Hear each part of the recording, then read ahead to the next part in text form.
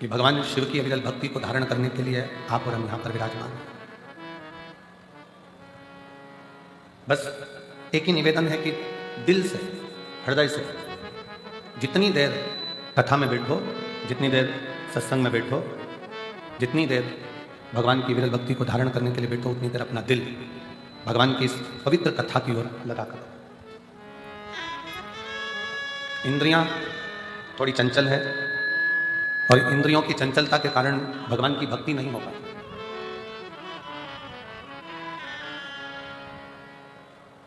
कोई आया, नेत्र उधर चले जाएंगे, किसी ने कुछ कहा, श्रवण इंद्रिया उधर चली जाएंगी। और इन 5 कर्मेंद्री, 5 ज्ञानेंद्री और एक मन, ये 11 इंद्रियों में सर्वप्रथम चंचल है ये मन रूपी इंद्रिय। जब भगवान की कथा को श्रवण करने के लिए बैठोगे, धारण करने के लिए बैठोगे, तो ये मन रूपी इंद्री सबसे पहले डोलेगी, मन विचलित होगा, भटकेगा। तब शिव कथा कहती है कि इस मन को केंद्रित कर शिव तक लेकर आना पड़ेगा। इस मन को केंद्रित कर भगवान शंकर तक लेकर आना पड़ेगा। और जितना सहजता के साथ में, सरलता के साथ में और नम्रता के साथ में आप इस कथा के रस तत्व को ग्रहण करोगे। जैसे एक बहुत बड़ी बात संत कहते हैं कि जंगल में आग लगी है और जंगल में आग लगी है और बड़े बड़े वृक्ष जल रहे हैं, बड़े बड़े घास जल रही है, वृक्ष जल रहे हैं, पूरा जंगल धधक कर जल रहा है। पर जंगल में आग लगने पर वृक्ष जल रहे हैं, घास जल रही है, पर पूरा जंगल जलने के बाद जब देखा गया तो उसमें जो छोटी छोटी दुर्वा थी, छोटी छोटी जो घास थी, छोटी छोटी दूब थी, वो दुर्वा नहीं जली, वो बच गई। बड़े वृक्ष जल गए, बड़ी बड़ी घासें जल गई, पर छोटी छोटी दुर्वा, छोटी छोटी दूब वो बच गई, क्योंकि वो दबी की दबी रह गई। थोड़ा सा पानी गिरा, वो दुर्वा फिर उछल गई, फिर बढ़ना प्रारंभ कर दी। शिव महापुराण की कथा कहती है कि भगवान की कथा में, गुरु की शरण में, परमात्मा की शरण में, ईश्वर की शरण में, संत की शरण में, परमात्मा की कथा में जब भी पहुंचो, उस समय पर बड़े बनकर नहीं, छोटे बनकर जाओगे तो गुरु और संत और शिव की कृपा की दृष्टि से फिर बढ़ते चले जाओगे। थोड़ा छोटा बनकर। एक बड़ा सुंदर प्रसंग पहले भी कथा में कहा, आज फिर कहते हैं कि एक विशाल नदी है, बहुत बड़ी नदी, उसको अभिमान आ गया और बहुत बड़ी नदी को जब अभिमान आया, बहुत बड़ी नदी को जब अहंकार आया, अभिमान आया, तो उस नदी ने समुद्र से कहा, समुद्र मैं दुनिया की सबसे बड़ी नदी हूं और बड़ी विशाल हूं, अगर तुझको मुझसे कुछ चाहिए तो बोल। मैं दुनिया की सबसे विशाल नदी हूं, सबसे बड़ी नदी हूं, समुद्र, तुझे कुछ चाहिए हो तो मुझसे बोल, अगर तुझे कुछ चाहिए तो मुझसे बोल, मैं तुझे दे सकता। समुद्र ने हंसकर कहा, नदी मेरे पास में तो माणिक है, मोती है, सोना है, चांदी है, हीरा है, पन्ना है, रतन है, माणिक, औषधि सब मुझ में। देवता भी मेरा मंथन कर कर इसमें से माणिक, औषधि, रतन सब निकाल लेते हैं, मुझे कुछ भी नहीं चाहिए। कुछ तो मांग ले समुद्र। समुद्र कहता है मुझे कुछ नहीं चाहिए, मुझे चाहिए ही नहीं। नदी ने फिर बार बार कहा कि समुद्र कुछ तो मांग, समुद्र कुछ तो मांग, समुद्र कुछ तो मांग। समुद्र ने कहा, नदी अगर कुछ देना चाहती है तो मुझे हरी हरी दूबा, हरी दूब, दुर्वा जानते हो ना सब लोग, हरी घास, हरी दुर्वा मुझे लाकर दे। नदी ने कहा, क्या रे समुद्र, तू मांग भी रहा है तो मुझसे क्या मांग रहा है, केवल हरी दूबा, हरी घास, मैं अभी लेकर आती हूं। नदी ने घाट के किनारे पर लगी हुई घास को, दुर्वा को अपनी जल की लहर से तोड़ना चालू करा। जैसे ही जल घाट पर जाता है, जैसे ही जल घाट पर पहुंचता है, वैसे ही दुर्वा के ऊपर पानी गिरता है तो दुर्वा नीचे झुक जाता है। फिर पानी आया, फिर दुर्वा नीचे झुक गई, पानी के वजन के कारण दुर्वा नीचे झुकती, फिर पानी आया, फिर नीचे झुक गई। वो घास, वो दुर्वा उखड़ नहीं पाई। आखिरी में नदी समुद्र के पास जाकर बोली, समुद्र मैं तेरे लिए घास, हरी हरी दूबा लेकर नहीं आ सकी। समुद्र ने कहा, नदी मैं ये जानता था कि तू मेरे लिए दूबा नहीं ला सकती, तू मेरे लिए घास नहीं ला सकती, क्योंकि उस दूबा में, उस घास में एक सबसे बड़ी चीज है उसकी नम्रता। जैसे ही पानी आता है, दूबा नीचे झुक जाती है, और जो जिंदगी में झुकना जानता है उसे कोई उखाड़ नहीं सकता।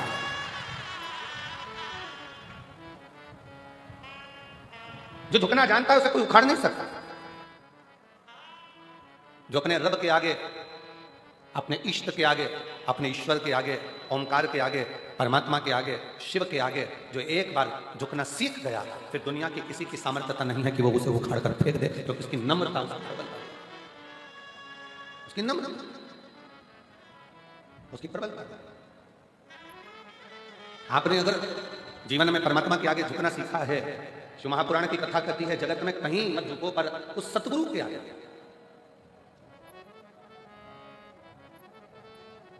उस परमात्मा के आगे। आप दुनिया में कहीं मत झुको पर उस सतगुरु के आगे, उस परमात्मा के आगे, उस इष्ट के आगे, उस ईश्वर के आगे, शिव के आगे, घर के बड़ों के आगे, घर के बुजुर्गों के आगे। जिसने झुकना सीख लिया, फिर दुनिया की कोई सामर्थ्यता नहीं कि तुम्हें उखाड़ कर कहीं फेंक दे या तुम्हें कहीं खड्डे में ले। और मैंने तेरे ही भरोसे बाबा, तेरे ही भरोसे हवा बिच उड़ती जावांगी बाबा, डोर तो छठी कटी जावांगी। बोले मैं तेरी बदन शंभू, मैं तेरी बदन हवा बिच उड़ती जावांगी बाबा, डोर तो छठी कटी जावांगी। किसकी सामर्थ्य?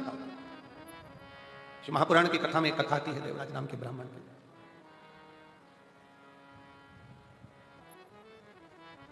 जीवन भर चोरी करी उसने। घर में पत्नी थी, बच्चे थे। पत्नी और बच्चों का भरण पोषण करने की जवाबदारी भी उस परमात्मा की। कितना सुंदर शिवपुराण में एक बात आती है कि एक बार माता पार्वती जी ने शिव जी से पूछ लिया था, क्या घर में बहुत गरीब कोई व्यक्ति है, बहुत गरीबड़ा है, उसके पास में कुछ भी नहीं, अपने बच्चों का पालन कर रहा है, अपने परिवार को पाल रहा है, अपने परिवार को लेकर चल रहा है, और उस गरीबड़े व्यक्ति के पास में कुछ भी नहीं है। और मान लो उसके घर में कहीं से 8-10 मेहमान आ जाए, कोई अतिथि आ गए 10, कोई मेहमान आ गए, तो प्रभु उसके पास खाने की व्यवस्था नहीं है, रहने की व्यवस्था नहीं है, उसके पास कुछ पाने की व्यवस्था नहीं है, तो उसकी व्यवस्था कौन करेगा? शंकर भगवान माता पार्वती जी से कहते हैं, पार्वती एक बात अपनी बुद्धि में बिठा कर रखना, किसी के घर में अगर कोई बच्चा जन्म लेता है तो उसके जन्म के पहले मां के स्तनों में दूध दे दिया जाता है, किसी के आने से पहले उसकी व्यवस्था कर दी जाती है। बच्चे ने जन्म नहीं लिया, बच्चा जन्म नहीं लिया, पर मां के स्तनों में दूध दे दिया गया कि बच्चा आएगा तो पिएगा, पैक कैसे भराएगा, उधर की तरफ कैसे होगा? ये दुनिया के लोगों को लगता है अगर मैं दुकान पर नहीं जाऊंगा ना तो दुकान नहीं चले, मत जा, खोल कर देख, चले। तुम नहीं थे तब भी दुकान चलती थी, तुम चले जाओगे तब भी दुकान चलेगी, तुम नहीं थे तब भी परिवार चल रहा था, तुम चले जाओगे तो भी परिवार चलेगा। तो अहंकार की जिंदगी से दूर हटकर यह सोचो कि हमारी दुकान चलाने वाला भी वो रब है और हमारे घर को, परिवार को चलाने वाला भी वो शिव है, कोई दूसरा नहीं चला रहा।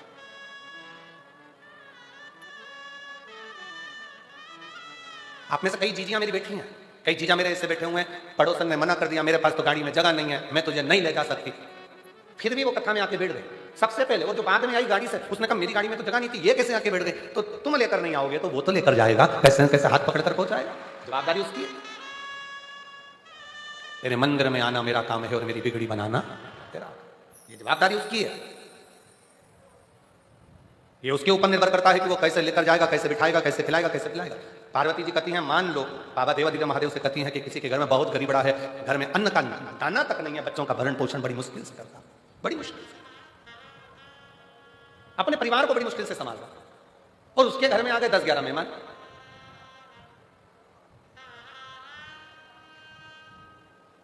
उसके घर में 10-11 मेहमान आकर बैठ गए, उनको खिलाएगा कौन? शिव जी कहते हैं, पार्वती पहले बात तो याद रख, किसी के घर में अगर मेहमान आते हैं तो वो केवल मनुष्य नहीं होता, वो मेहमान केवल मानव नहीं है।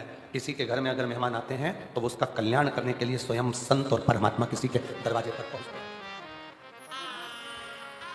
एक कथा गुरु नानक देव जी की हमने पहले कही थी कि बाले के साथ में जाते जाते एक बुढ़िया के झोपड़े को देखा,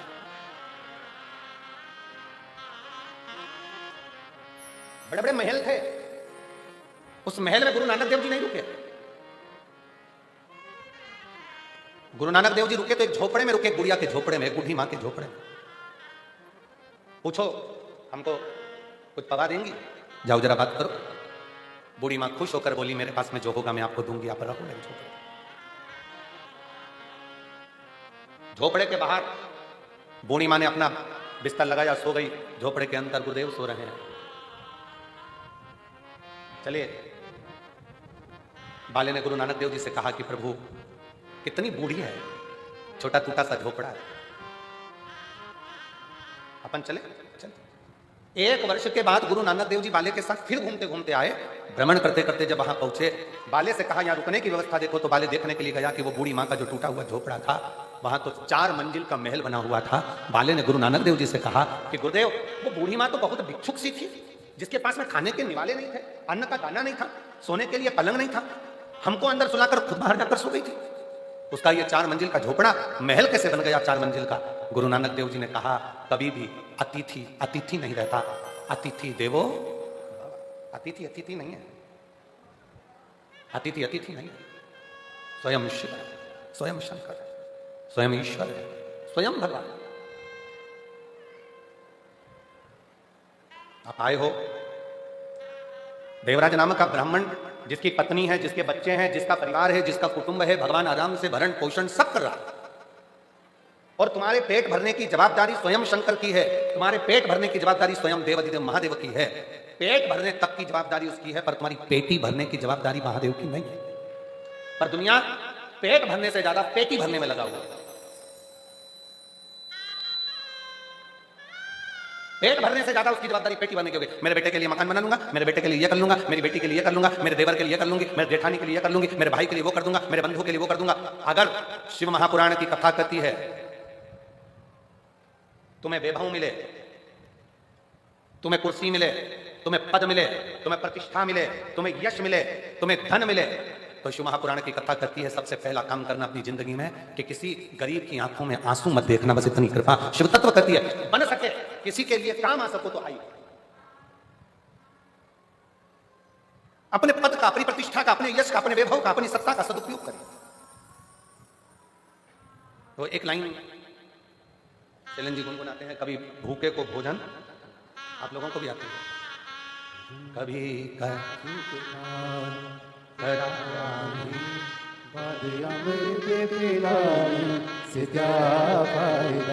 कभी गिरते हुए को उठाया नहीं, बाद आंसू बहाने से क्या फायदा।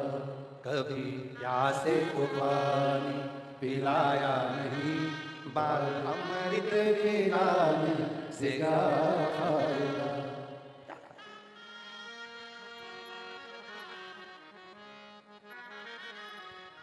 मैं तो मंदिर गया पूजा की, पूजा करते हुए ख्याल आ गया।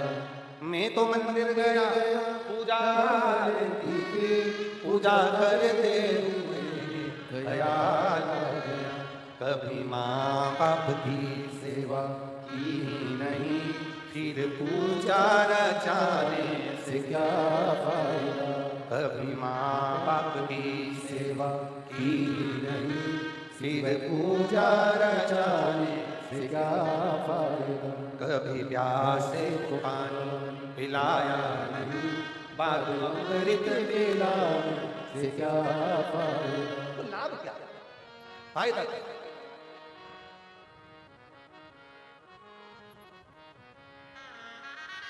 भगवान ने दिया अगर वैभव, भगवान ने दिया अगर सत्ता, भगवान ने अगर दिया है धन प्रतिष्ठा, तो उसका सदुपयोग करिए, अच्छा करिए। देवराज नामक का ब्राह्मण पत्नी थी, तब तक उसको चोरी करने की जरूरत नहीं पड़ी। पुत्र था, चोरी करने की जरूरत नहीं पड़ी। बेटी थी, चोरी करने की जरूरत नहीं पड़ी। देवराज ने चोरी करना कब प्रारंभ करी? जब एक पर स्त्री का संग हो गया। पर स्त्री का संग,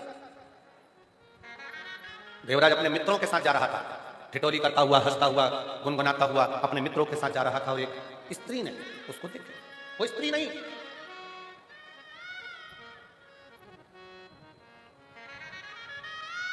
इसको मालूम नहीं पड़ा कि एक साधारण सी स्त्री नहीं है।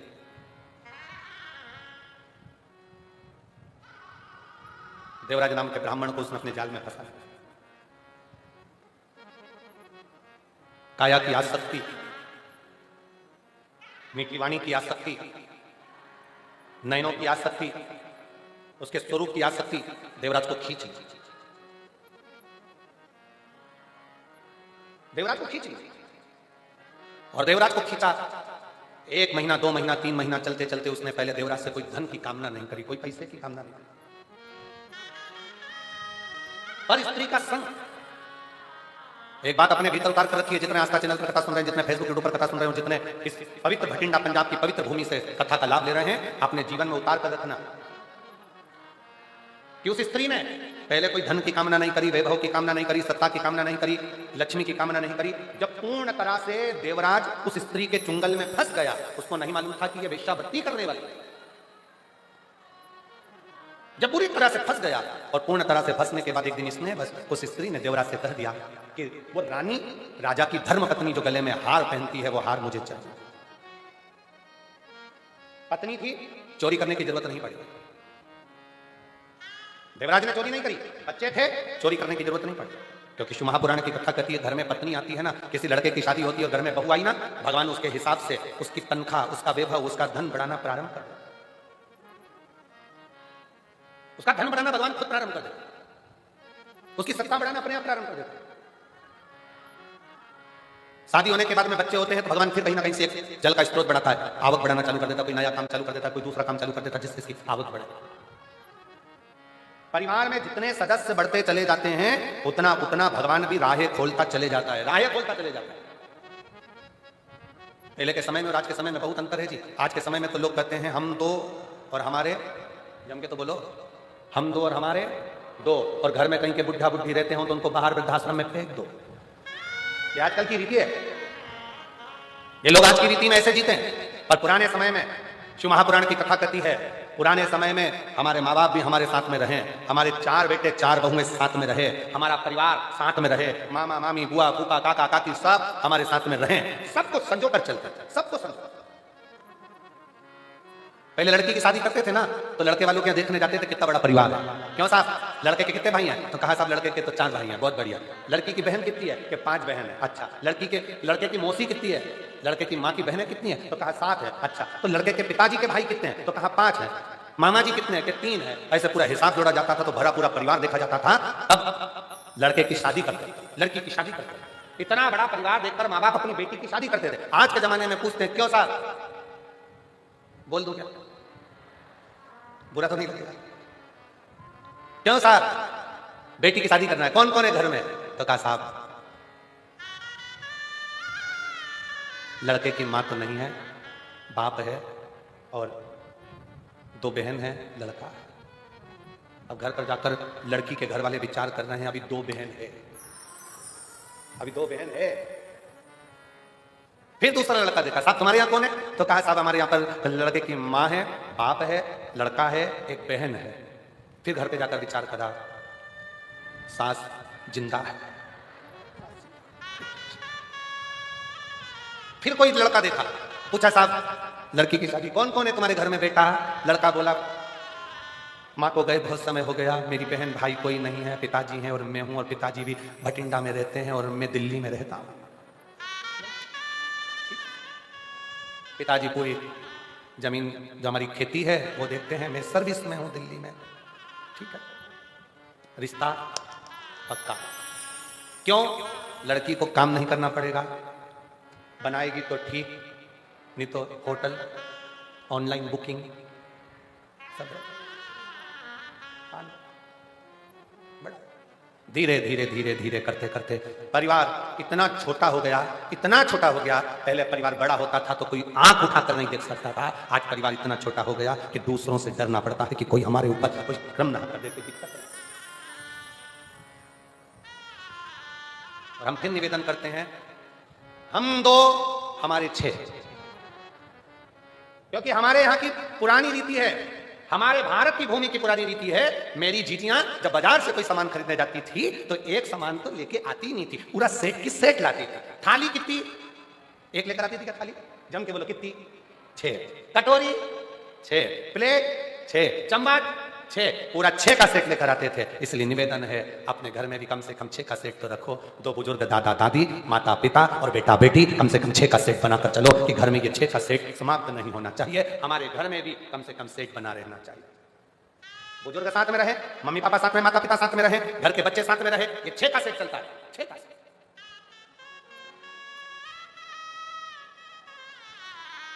सेठ में कमी हो जाए, घर की दादी के मान लो बहुत बुजुर्ग हो गई थी, प्राण चले गए, तो फिर सेठ को बढ़ाने का प्रयास करो। पोते की शादी करना है, सेठ कम पड़ गया, एक थाली कम दिख रही है, बहू लेकर आ जाओ। फिर सेठ गड़बड़ हो जाए, दादाजी बुजुर्ग हो गए थे चले गए, तो बहू से कहो बेटा पोते का मुंह देखना है, सेठ बढ़। फिर 6 का सेठ। थोड़ा सा। अब दुनिया के लोगों को लगता है कि गुरुजी आजकल का जमाना इतना विचित्र है, ऐसा जमाना आया है गुरुदेव, इतनी महंगाई का युग है, इतनी महंगाई का युग है, कैसे गुजारा हो बच्चों का, कैसे गुजारा हो बच्चों का। शिव महापुराण की कथा कहती है, भगवान शंकर का चरित्र कहता है, ये हम सोचते हैं कि कैसे गुजारा हो, वो परमात्मा जब पृथ्वी पर जन्म ही उसको देता है जिसका गुजारा उसको करना होता है, नहीं तो जन्म ही नहीं देता, जन्म ही नहीं देता। अगर आप कथा तक पहुंचे हो, भगवान की शरणागति तक पहुंचे हो, भगवान के भजन तक पहुंचे हो, भगवत स्मरण तक पहुंचे हो, तो कहीं ना कहीं परमात्मा की विरल भक्ति आपके ऊपर है। गुरुद्वारे में जाकर चाकरी कर रहे हो, सेवा कर रहे हो, शिवालय में जाकर सेवा कर रहे हो, किसी गुरु की शरणागति में पहुंचकर सेवा कर रहे हो, तो उस दिन समझ लेना कि मेरे रब ने, मेरे भगवान ने, मेरे शंकर ने, मेरे गुरु ने बड़ी कृपा करी, जो इस पापी शरीर से, इन इंद्रियों जो आसक्ति में डूबने वाले शरीर है, इस शरीर से भगवान ने अपनी सेवा करवाई। ना जाने कौन सा पुण्य बठिंडा वालों ने करा होगा, जो ये दूसरी बार शिव महापुराण की कथा श्रवण करने का सौभाग्य मिला। बड़ी और मिला है मौका। मैं पूरे बठिंडा वासियों से और आसपास के रहवासियों से निवेदन करूंगा, ये योग, ये संयोग छोड़ो नहीं, जितना समय मिले उतना शिव की शरण में जाकर भगवान की अविरल कथा का रसपान करो, शिव तत्व श्रवण, भक्ति को धारण। उसने जन्म दिया है, पेट भरने की जवाबदारी उसकी है, उसकी, और तेरा ही दिया मैंने खाया पिया है, तेरा शुक्रिया है, तेरा शुक्रिया है, मुझे भोले बाबा ने बहुत दे दिया है, तेरा शुक्रिया है, तेरा शुक्रिया है।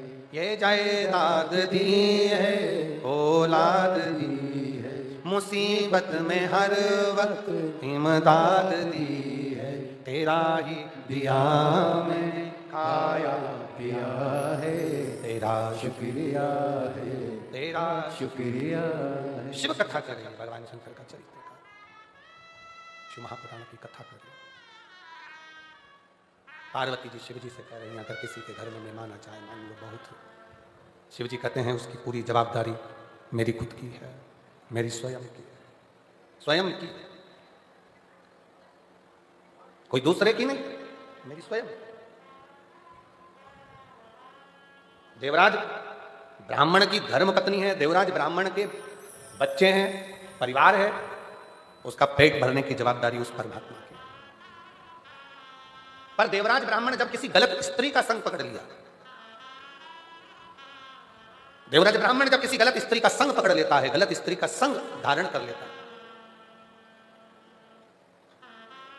तब वो स्त्री पहले तो कुछ नहीं बोली, पर बाद में जब वो देख लेती है कि अब मुझे धन की जरूरत है, तब वो देवराज ब्राह्मण से कहती है, जाओ और जो रानी के गले में हार पड़ा हुआ है, वो रानी के गले का हार मुझे ला कर दो,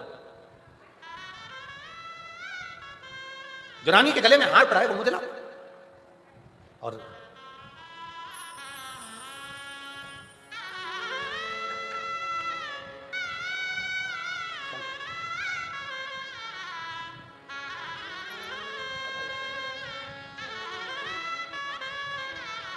दोनों बच्चों का सरकारी नौकरी लगा है, एक बार जोरदार ताली बजाकर स्वागत करें।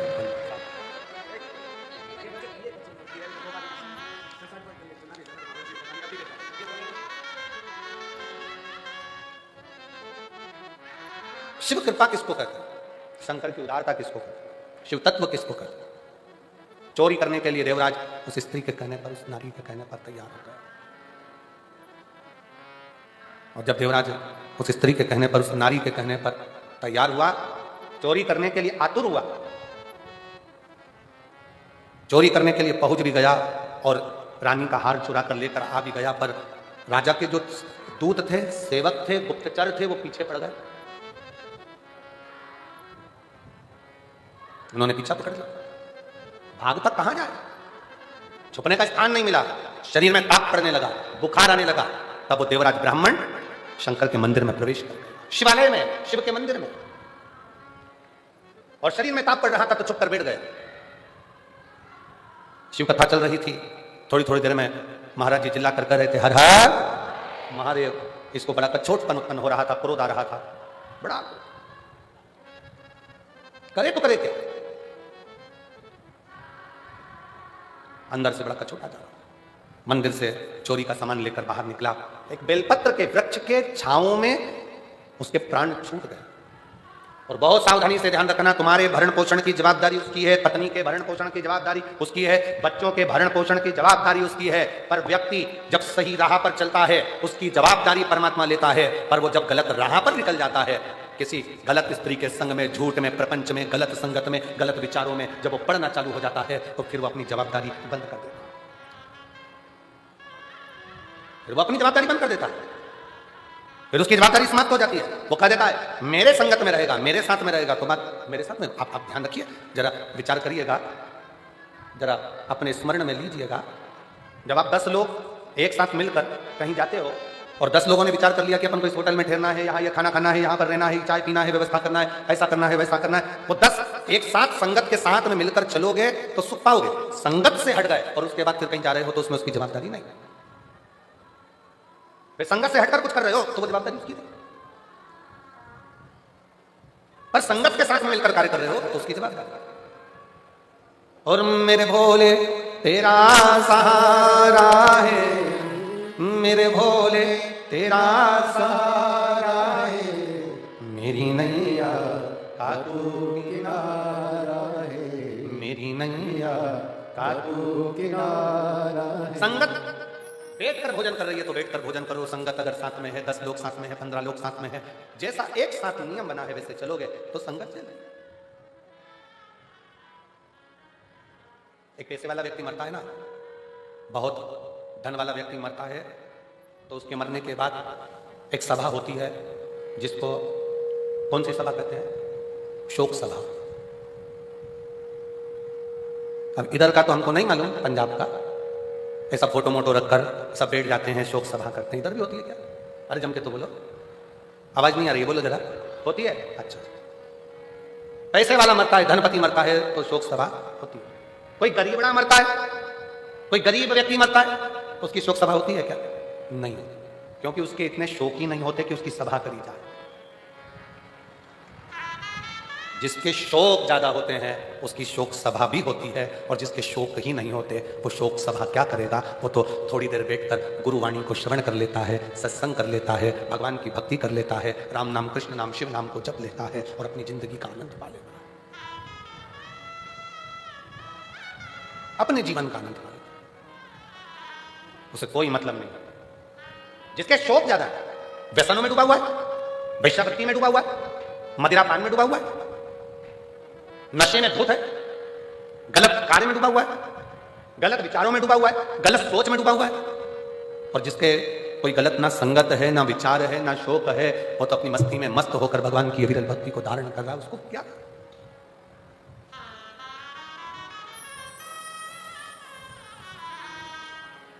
और तेरी कृपा का क्या है भरोसा, कब किस पर हो जाए जरासी हम पर कर दो, जरासी हम पर कर दो। ये उसकी कृपा, उसकी दया, जो समर्पित होकर जी रहा है, गलत गलत व्यसनों से दूर है। और फिर निवेदन है, सही राह पर चलोगे तो परमात्मा भी साथ देगा, और गलत राह पर चलोगे तो एक दिन अपने साथ छोड़ देते हैं, वैसे ही परमात्मा भी साथ छोड़ देता है। जब तुमने गलत कार्य करना प्रारंभ कर दिया, गलत कर्म करना प्रारंभ कर दिया, गलत सोचना प्रारंभ कर दिया, गलत तरीके से कमाना प्रारंभ कर दिया, गलत तरीके से लाना प्रारंभ कर दिया, तो परमात्मा ने भी साथ देना बंद कर दिया। फिर परमात्मा साथ नहीं देता।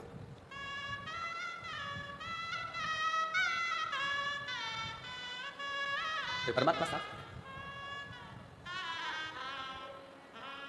शिव कथा कर रही है, मानव देह में, मनुष्य के शरीर में जो अच्छा बन सकता है, आप हम फिर निवेदन करेंगे, कहीं गंगा जी के घाट पर जाकर बहुत सालों तक मत बैठो, मंदिर देवालय में शिवालय में कहीं पर भी तुम डेरा बनाकर मत बैठो। तुम तो अपने घर में रहो, अपने परिवार में रहो, अपने कुटुंब में रहो, अपनों के साथ रहो, और इतना याद रखो कि गलत कर्म की ओर ना जाए। हाँ, अगर कोई पाप कर्म जिंदगी में थोड़ा बहुत हो भी गया है तो उस परमात्मा को छोड़ दो कि बाबा एक लोटा जल मैं जो रोज तुम्हारे ऊपर चढ़ा रही हूं, यह समझ लेना कि मैंने कोई पाप कर्म करा होगा, तो आप मेरे वो पाप को मिटाते चले जाओगे और पुण्य को बढ़ाते चले जाओगे।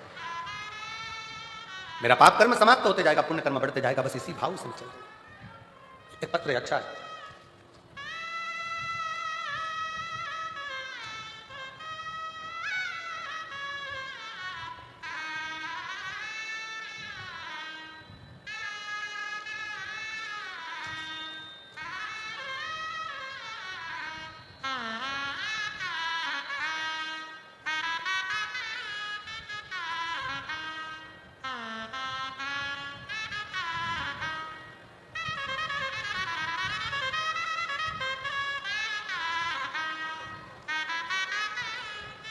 गांव बापोड़ा, जिला भिवानी।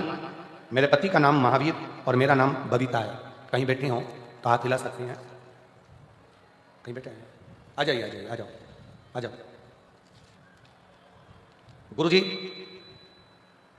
2022 से दुख चालू हुआ, ऐसी तकलीफें आना चालू हुई कि बर्बादी होना निश्चित हो। हमें आपकी कथा के बारे में नहीं मालूम था, तब किसी एक बहन के कहने पर आपकी कथा सुनना प्रारंभ करी। शिव जी के मंदिर में एक लोटा जल शंकर को चढ़ाना प्रारंभ करा और सुमिरन करना प्रारंभ करा। शिव को भजे, एक लोटा जल चढ़ाए और कुछ नहीं।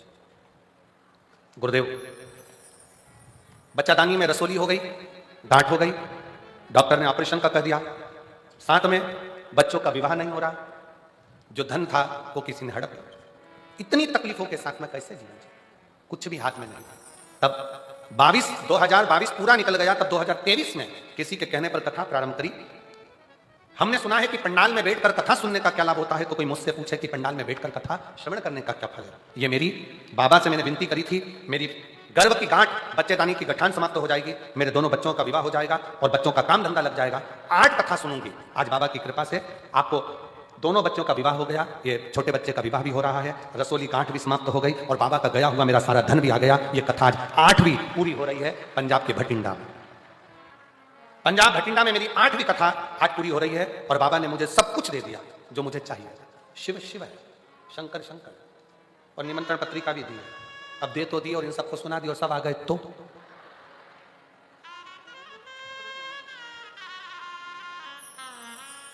शिव शिव है, शंकर शंकर, हो गर्दानी होकर।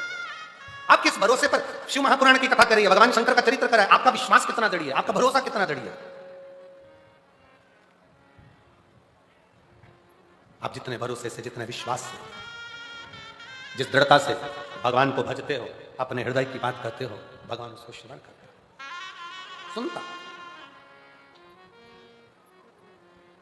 तेरे दरबार की बाबा निराली शान तेरी, तेरे दरबार की बाबा निराली शान तेरी है। तुझे देते नहीं देखा पर झोली भरी देखी है, तुझे देते नहीं देखा पर झोली भरी देखी है। मुख दुनिया मोड़ेगी बाबा तू मुखड़ा ना मोड़े, मेरी लगी करी दीनू बाबा तू वे ना बोले, मेनू लगी करी दीनू बाबा तू वे ना बोले।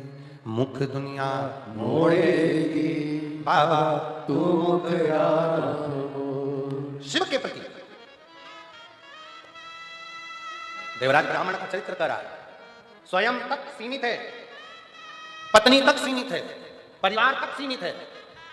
आप अच्छा कर्म करते रहिए, परमात्मा साथ देता रहेगा, आपका हाथ पकड़ कर आगे बढ़ाता रहेगा। पर जहां गलत संगत में चले गए, गलत विचार में पहुंच गए, गलत दृष्टि में पहुंच गए, वहां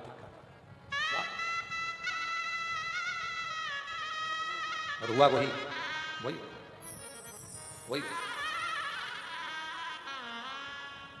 देवराज ब्राह्मण गलत संगत में पहुंच गए। एक बार स्त्री के चक्कर में एक गलत नारी के चक्कर में, गलत स्त्री के चक्कर में आज उसके प्राण चले गए। गलत स्त्री के चक्कर में आज उसका प्राण चले गए। बेलपत्र के वृक्ष के नीचे प्राण छूट गए। शंकर जी की पावन कथा उसके कानों में, शिव जी की पवित्र कथा उसके श्रवण में थोड़ी देर की चली गई थी तो बेलपत्र की छाया में चला गया। अच्छा देखो, देवराज की कथा एक बात बहुत अच्छी कह रही है, थोड़ा ध्यान लगाएंगे तो आपके स्मरण में आएगा कि देवराज ने, भले उसने चोरी करी, गलत काम किया, पर मरने से पहले शंकर के मंदिर में बैठकर 2 क्षण की शिव पुराण की कथा सुन ली और बेलपत्र की छांव में उसके प्राण चले गए। ये अच्छा था।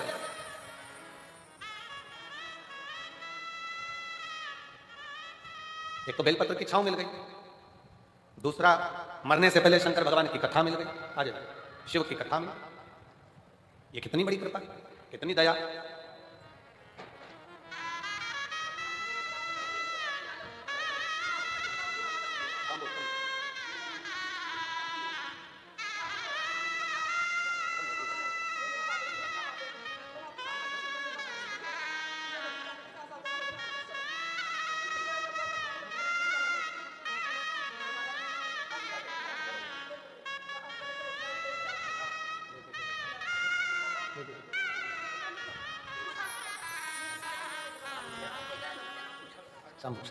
मरना सबको, पर निवेदन केवल इतना है कि मरने से पहले जैसे देवराज शंकर के मंदिर में पहुंच गया तो परमात्मा के धाम पहुंच गया। नहीं तो था तो पापी, चोरी भी करता था, गलत काम भी कर रहा था, व्यसन में भी डूब गया था, गलत संगत में भी चला गया।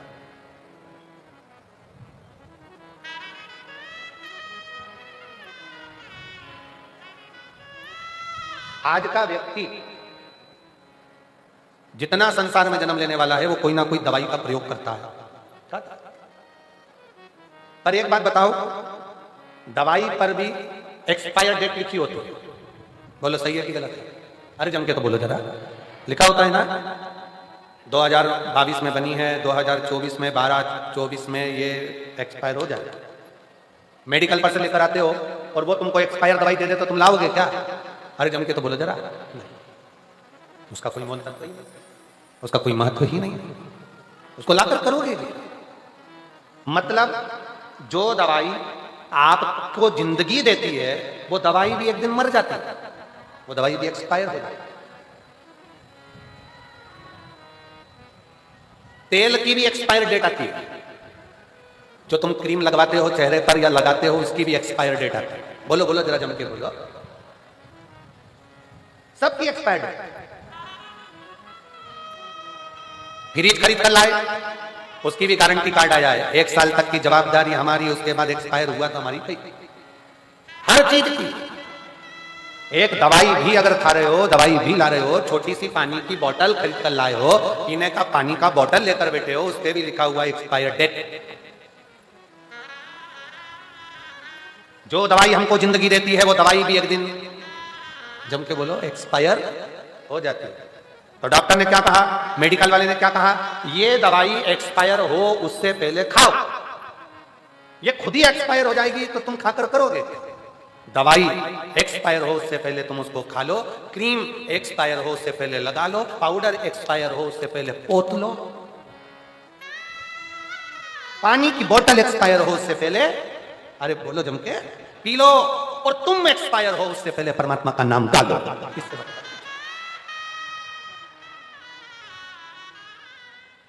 सबकी तारीख आखिरी है, आती है, लिखा है, बस अंतर इतना है, बोतल पे लिखी होती है, दवाई पर लिखी होती है, क्रीम पर लिखी होती है, सामान पर लिखी होती है, पर मनुष्य को नहीं मालूम कि उसकी एक्सपायर डेट कब की है। लिखी सबकी है। इसलिए शिव कथा कहती है, भगवान शंकर का चरित्र कथा है, शिव महापुराण का कथा कहती है कि ये तारीख जो लिखी है, इसको जो भगवान ने समय दिया है, इसको इतनी अलमस्तता से जियो, इतने स्मरण से जियो, भक्ति करते करते अपने जीवन को जीने का प्रयास करो।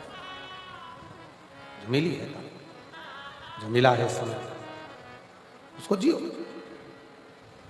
दवाई एक्सपायर हो उससे पहले उसको खाओ, पानी एक्सपायर हो उससे पहले, बोतल एक्सपायर हो उससे पहले पियो, और मनुष्य एक्सपायर हो उससे पहले भगवान की अविरल भक्ति को धारण करो, भगवान के भजन को धारण करो, भगवान के स्मरण को धारण करो।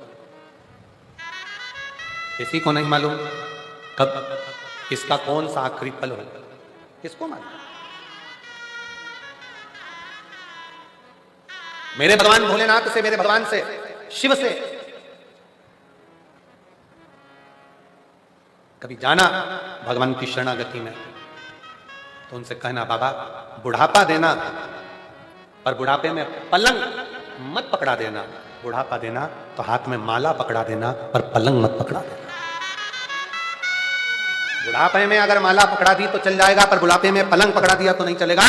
बुढ़ापे में अगर पलंग पकड़ा दिया तो ना मैं चल सकती ना फिर सकती, दूसरे के मोहताज होकर जिंदगी जीती हूं। मेरे बाबा, मेरे शंभू, मेरे शंकर, अगर बुढ़ापा देना तो हाथ में माला पकड़ा देना, पर पलंग मत। माला पकड़ाओगे तो एक दिन मैं तेरी शरण में चली जाऊंगी और मेरा जीवन स्वर्गमय हो जाएगा। अगर पलंग पकड़ा दिया तो ये स्वर्ग नहीं है, ये जीवन नरक है। जिनको पलंग पर पकड़ा हुआ देखते हो, पलंग पर तड़पता हुआ देखते हो, आईसीयू में पड़े हैं, वेंटिलेटर पर पड़े हैं, मौत भी, बड़ी बीमारियां शरीर में हो जाती है और वो मौत को मांगते हैं, भगवान अब तो उठा ले, भगवान अब तो उठा ले, और भगवान भी नहीं उठाता। जरा विचार करिएगा, भगवान से प्रार्थना करना कि बुढ़ापे में मुझे पलंग नहीं माला पकड़ाना, पलंग पकड़ाऊंगा, पकड़ाओगे तो मैं तेरे दरवाजे नहीं आ सकता, पर माला पकड़ाओगे तो ऐसी भटिंडा में कथा सुनता रहूंगा, तेरी भजन को करता, तेरी भक्ति को धारण करता रहूंगा, तेरे भजन को गाता रहूंगा, तेरा स्मरण करता। शिव कथा करे, भगवान शंकर का चरित्र करा। देवराज एक्सपायर हुआ, देवराज के प्राण छूटे, उससे पहले देवराज शंकर के मंदिर तक पहुंच गए। जाते रहो शिवालय तक, जाते रहो। गुरु नानक देव जी ने एक बात अपनी बड़ी बहुत लग्नता से कही अपने जनमानस को। गुरु नानक देव जी ने किसके सामने? संत नामदेव जी के सामने। संत नामदेव जी के सामने महाराष्ट्र के वो संत नामदेव गुरु नानक देव जी से मिलने के लिए अपना महाराष्ट्र छोड़कर पंजाब में आकर रहे थे। आप लोगों को मालूम कि नहीं मालूम, पर यदि आप अध्ययन करेंगे तो उसमें मिलेगा कि महाराष्ट्र के संत नामदेव जी महाराज अपना महाराष्ट्र छोड़कर भगवत भजन करते करते विठ्ठल पांडुरंगा, विठ्ठल पांडुरंगा, विठ्ठल पांडुरंगा कहते कहते पंजाब आ गए। और इस पंजाब की भूमि पर गुरु नानक देव जी की संगत करी उन्होंने।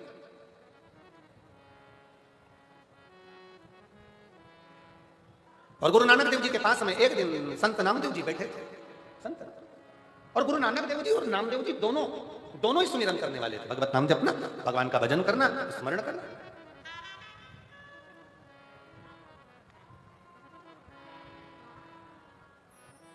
एक दिन गुरु नानक देव जी ने नामदेव जी से कहा, नामदेव अगर मानव की देह मिली है, गुरु नानक देव जी कहते हैं नामदेव अगर मानव का शरीर मिला है, मनुष्य की देह मिली है, तो संसार में आने के बाद भय भी बहुत होता है, भय भी बहुत होता है कि पाप मिलेगा कि पुण्य मिलेगा। पर गुरु नानक देव जी नामदेव जी से कहते हैं अगर मनुष्य की देह मिलने के बाद आपका सुमिरन, आपका भजन, आपका स्मरण अगर निश्चित है तो फिर पाप का आडंबर नहीं, पुण्य की प्रबलता में मनुष्य आगे बढ़ता चलेगा। शिव महापुराण कथा करती क्या? शंकर की कथा क्या देती है? शंकर की कथा आपको आडंबर से दूर कर देती है। शिव की कथा में ना बेल है ना भभूति है, शिव की कथा में ना श्रीफल ना नारियल। शंकर की कथा में तो केवल एक काम है, बैठे बैठे भगवान का भजन करो, मौका मिले तो एक लोटा जल लेकर शंकर को समर्पित करो। अपना भजन स्वयं को करना पड़ेगा, कोई दूसरा नहीं करेगा। अपना भजन स्वयं करिए, कोई दूसरा नहीं करेगा। शहनाई पड़ा श्लोक, अपना भजन स्वयं करिए, अपना स्मरण स्वयं करिए, कोई दूसरा नहीं। हम पहले भी कथा में कहे हैं, छींक आएगी अपने को खुद को छींकना, खांसी आएगी अपने को खुद को खांसना। अब तुमको आ रही छींक और तुम पड़ोसी से कह रहे छींक, वो छींक भी देगा तो तुम्हें कौन सा फायदा है? अपने को चल रही खांसी, पत्नी से कह रहे खांस, तो पत्नी खांस भी देगी तो तुम्हें कौन सा फायदा? पेट दुख रहा तुम्हारा, दवाई खिला रहे बेटे को, तुम्हारा कौन सा फायदा? सिर तुम्हारा दुख रहा, टेबलेट तुम्हें खाना थी, खिला रहे पड़ोसी को, तुम्हारा कौन सा फायदा? शिव महापुराण की कथा गुरु नानक देव जी महाराज नामदेव जी से कहते हैं, अपने को पेट दुखा, अपने को दवाई खाना है, अपन ने पाप किया तो अपने को सुमिरन कर कर उसको धो डालना है, भजन कर कर समाप्त कर, कोई दूसरा नहीं करना, स्वयं। मत बुरे कर्म कर बंदे वरना पछताएगा, भगवान की आंखों से तू बच नहीं पाएगा, तू बच नहीं पाएगा।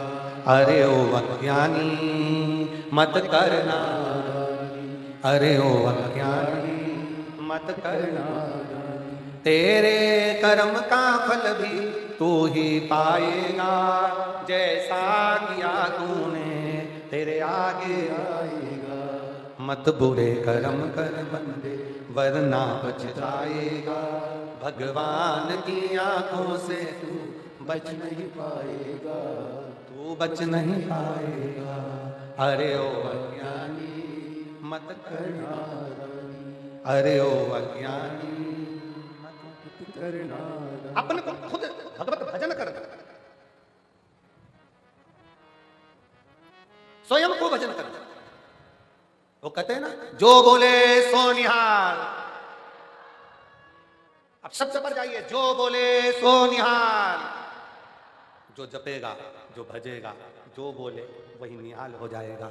जो जपेगा, जो भजेगा, जो स्मरण करेगा, सुमिरन करेगा भगवत नाम में, भगवान की भक्ति में, प्रभु नाम में, ईश्वर के भजन में जो डूबा है, सत्य में जो डूबा है, फिर उसे आँच नहीं आती, वो निहाल होता चले जाता है, बढ़ता चले जाता है, बढ़ता चले जाता है। अपनी भक्ति के बल को बढ़ा, अपने भजन के बल को बढ़ा। एक पत्र है बड़ा सुंदर, देखिए।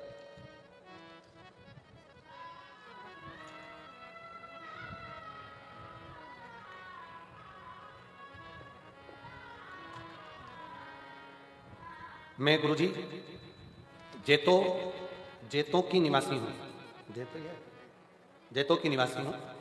मेरा नाम उमा रानी, मेरा पति का नाम गौरी शंकर जी है। कहीं बैठी हो तो हाथ हिला सकते हो, आप ही हैं, आ जाइए एक बार वापिस हाथ हिला दीजिए। मेरा नाम उमा रानी, मेरे पति का नाम गौरी शंकर जी है। मैं जेतों की निवासी हूँ, आ जाइए। मैं क्या वर्णन करूं गुरुदेव एक लोटे जल का। 2022 से आपकी कथा सुन रही हूं और शिवजी पे जल चढ़ा रही हूं। गुरुदेव, मेरा बेटा डॉक्टर की तैयारी कर रहा है, 4 साल हो गए थे उसको तैयारी करते करते, पर उसको गवर्नमेंट कॉलेज नहीं मिल रहा। आखिरी में उसने मन में सोच लिया कि मां अब मैं एग्जाम नहीं दूंगा। तब मैंने उससे कहा कि वो सियोर वाला महाराज कथा कहता है और 1 लोटा जल चढ़ाने को कहता है, तू भी जल चढ़ा, अपनी मेहनत को 4 गुना करने का बोलता है। वो सियोर वाला महाराज कहता है कि अपनी पढ़ाई को 4 गुना बढ़ा, मेहनत 4 गुना कर, परिश्रम 4 गुना कर, रात दिन एक कर। तो वो सियोर वाला महाराज कहता है 1 लोटा जल तेरा बदलेगा, कल जरूर बदलेगा, तू लग पीछे। अब मेरे बेटे ने कहा एक बार और मैं एग्जाम देकर देखता हूं, सीट की तैयारी करता हूं। और एमडी के लिए मेरे बेटे ने फिर वापस तैयारी आपके कहने पर करी और बाबा की ऐसी कृपा, मैं क्या कहूं गुरुदेव। मेरा बेटा बोला मां, सियोर वाला महाराज तो कहता है कि पंडाल में बैठकर जो मांगते हो वो मिलता है, चल अपन चलते हैं। 2024 में मैं श्री अमरजीत जी को धन्यवाद देती हूं जो उन्होंने हम पंजाब वासियों को ये 2 बार कथा सुनने का लाभ दिया। मैं अमरजीत जी भटिंडा 2024 में 7 दिन की पूरी कथा सुनकर गई और बाबा से प्रार्थना कर गई। आज मेरा बेटा वापिस फिर एग्जाम की तैयारी करते करते आज मेरा बेटा डॉक्टरी के लिए सिलेक्ट हो गया और एमडी की सीट उसको मिल गई है और मेरा बेटा कॉलेज में पढ़ रहा है। मैं बाबा को यहां धन्यवाद देने के लिए। शिव तत्व किसको कहते हैं? उस मां ने अपने पत्र में लिखा कि मेरे बेटे ने जब हिम्मत छोड़ दी तब मैंने उससे एक ही बात कहा, वो सियोर वाला महाराज कहता है कि अपनी पढ़ाई को 4 गुना बढ़ाओ, अपने कर्म को बढ़ाओ, अपनी मेहनत को बढ़ाओ, रात दिन एक कर दो और फिर शिव जी को 1 लोटा जल चढ़ाओ और दिल से बाबा का स्मरण कर जाओ तो बाबा सुनता जाओ। अब आज का व्यक्ति ऐसा हो गया कि वो मेहनत करना ही नहीं चाहता। उसे तो आज के व्यक्ति को तो ये चाहिए कि कहीं का ऐसा बाबा मिल जाए जो ऐसी घुमा के कहीं ना कुछ फेंक दे और नीचे से सोने के हंडे निकल जाए। तो ऐसा महाराज कहीं का हो तो हमको भी मिलवा दो तो हम भी उससे मिल लेंगे।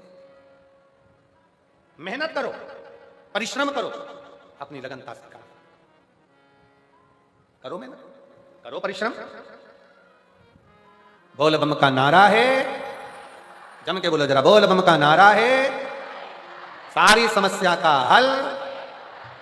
आप करो मेहनत, अपना परिश्रम, बिना आडंबर के, बिना दिखावे के। आडंबर में नहीं पढ़ना, दिखावे में नहीं पढ़ना, गलत विचारों में नहीं पढ़ना। 1 लोटा जल दिल से अपना नमन करो, प्रार्थना करो, विनय करो और भगवान की विरल भक्ति धारण करते हुए अपने परिश्रम को करते रहो, मेहनत करते रहो।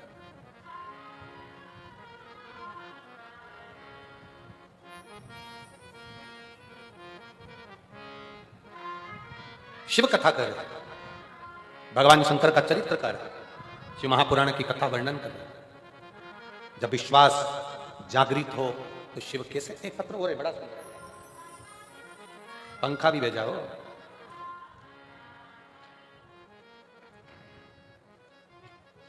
मेरा नाम खुशी सैनी, उम्र है 35 वर्ष, धर्मपत्नी चिरंजीव लाल सैनी, सिकर राजस्थान से आई हैं। मेरा मोबाइल नंबर ये है। कहीं बैठी हैं आती हैं, आ जाइए, आ जाओ।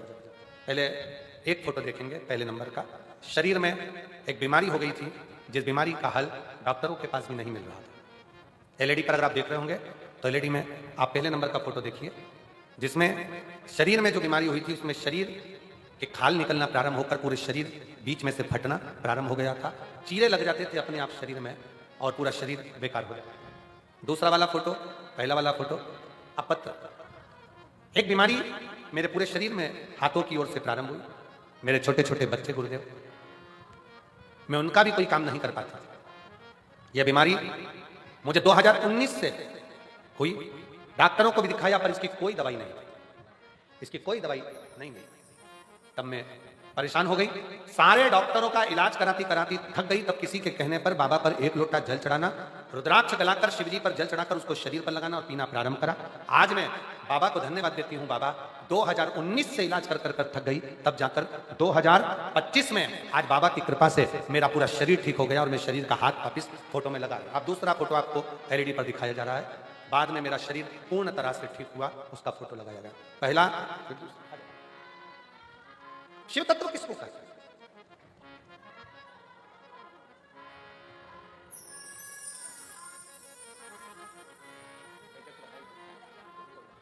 बेटा डॉक्टर बन रहा है, एक बार जोर ताली बजाऊं मेरी माता के लिए। और तेरा ही दिया मैंने खाया पिया है, तेरा शुक्रिया है, तेरा शुक्रिया है, मुझे भोले बाबा ने बहुत दे दिया है, तेरा शुक्रिया है, तेरा शुक्रिया। शिव कथा कर रही है। देवराज ब्राह्मण मरने से पहले, एक्सपायर होने से पहले उसने अपने शरीर का सदुपयोग कर। दवाई एक्सपायर हो उससे पहले खाओ, पानी की बोतल एक्सपायर हो उससे पहले पी लो, और शरीर एक्सपायर हो उससे पहले शिव नाम गा लो। ये मानव की देह का सबसे बड़ा रास्ता। इसका प्रयोग करो।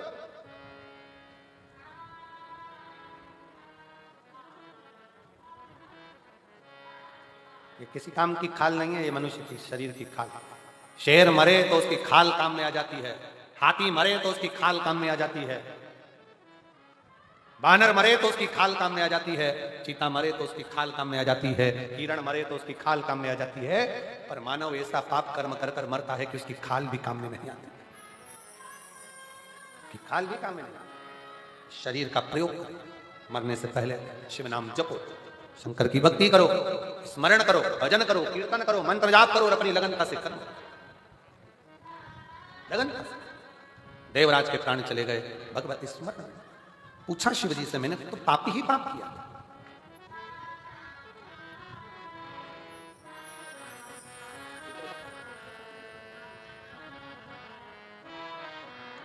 देवराज ने कहा कि मैंने तो अपने जीवन में पाप ही पाप किया, और इतना पाप कर्म करने के बाद भी आज मुझे देवाधिदेव महादेव लेने के लिए आए।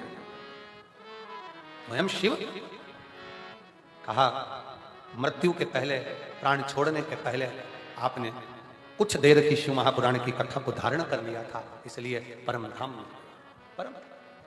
और तुम्हारी माता एक लोटा जल चढ़ाने के लिए शिवालय तक जाती रही, शिव के दरबार तक, शंकर भगवान के द्वार तक जाती, शिव की चौखट तक जाती है। तो शिव कैसे ना देते? फिर वर्णन आया, एक बिंदुक नाम का ब्राह्मण चोरी का धन ले जाता पानी में डूब गया, मर गया। शिव कथा कहती है 3 तरह से मरे हुए व्यक्ति को वैकुंठ का सुख नहीं। पहला पानी में डूब कर मरा हुआ, दूसरा सर्प के डसे से मरा हुआ, तीसरा स्त्री के हाथ से मरा। पानी में डूबकर मरे हुए का भी मोक्ष नहीं है, सर्प के डसे से मरे हुए का मोक्ष नहीं है, स्त्री के चक्कर में, नारी के चक्कर में, नारी के लिए, नारी के चक्कर में प्राण छूटे हैं। स्त्री के हाथ से मरे हुए का भी मोक्ष नहीं। हम कई बार लड़कों से कहते हैं, नवयुवक बेटाओं से कहते हैं, कई बच्चे लोग कह देते हैं उसने मुझे धोखा दे दिया, मैं मर रहा हूं। काय को मर रहा है? ये तो संसार सागर है। मनुष्य की देह मिली काय के लिए है? यहाँ जितने मिलेंगे सब धोखा देने वाले मिलेंगे, केवल एक वो भोलेनाथ ऐसा है जो जिंदगी में कभी धोखा नहीं देता, वो निभा कर रहता है।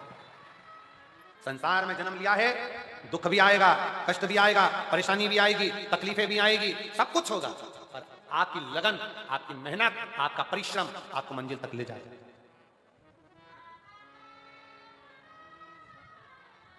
थोड़ा सा दुख आया, मन में सोच लिया कर्जा हो गया, कर्जा हो गया। अरे कर्जे का नाम ही है कर करके जा, उसी का नाम कर्जा। जब उस पे लिखा ही है कर्जा, कर्जा कर करके बच्चों के लिए ले लिया, बैंक से लोन लो, यहां से लोन लो, वहां से लोन लो, वहां से लोन लो।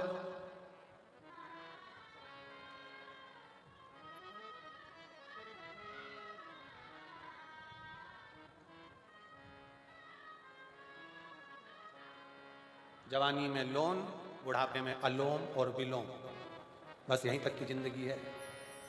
पहले ले लो, फिर देने का नंबर आए तब अलोम विलोम में पड़ गए। अब तो जाने का समय हो गया, कहां से चुकाऊंगा? टेंशन क्या चिंता? लिया तुमने, मरना एक विचार नहीं है। अगर कर्जा हो भी गया, दुख आ भी गया, तकलीफ आ भी गई, कष्ट आ भी गया, तो ये विचार करना चाहिए आएगा, निपटेंगे, जो होगा देखा जाएगा। एक लोटा जल चढ़ाएंगे और मेहनत करेंगे 4 गुनी और आगे बढ़ते चलेंगे। परिश्रम ज्यादा करेंगे, मेहनत ज्यादा करेंगे, आगे बढ़ेंगे, बढ़ते जाएंगे। थोड़ा तपना पड़ेगा, तपना। आज आप लोग अपना घर छोड़कर शिव महापुराण की कथा तक आए हो, अपना कूलर, एसी, पंखा, घर छोड़कर भीड़ में इतना आनंद के साथ कथा में आकर बैठे हो। तुम भोलेनाथ की कथा तक गए हो, तो एक दिन बाबा भी तो, तुम अपना एसी छोड़कर आए हो, घर छोड़कर आए हो, तो वो भी तो कैलाश छोड़कर तुम्हारे दुख काटने तुम्हारे दरवाजे तक आएगा।